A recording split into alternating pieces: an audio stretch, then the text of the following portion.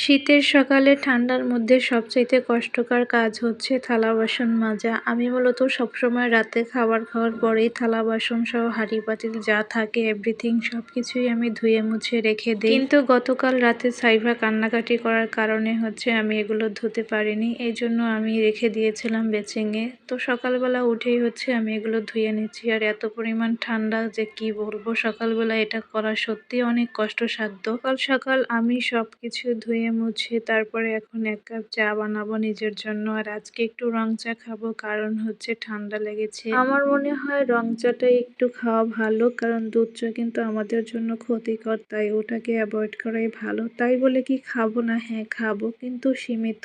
আর আমরা ভাই মেয়ে মানুষ, আমাদের তো প্রতিদিন কাজকর্ম করতেই হবে, মানে পানি লাগাতেই হবে। থালা বাসন ধোয়া থেকে শুরু করে রান্না বান্না, কাপড় চোপড় ধোয়া, বাচ্চা সামলানো সবকিছু তো আমাদের মেয়েদেরই করতে হয়। এগুলো তো আমাদের প্রতিনিয়ত কাজ হয়ে দাঁড়িয়েছে। তাই বলছি, যাদের আমার মতো ছোট বাচ্চা আছে তারা অবশ্যই ঠান্ডা যত কম পারেন লাগাবেন। যাই হোক, কথা বলতে বলতে আমার কিন্তু চা একদম রেডি হয়ে গিয়েছে। এখন আমি চা খাবো। সকাল থেকে প্রচুর ঠান্ডা লাগিয়েছি, এখন 1 কাপ গরম চাই কিন্তু আমার কষ্ট দূর করার জন্য যথেষ্ট।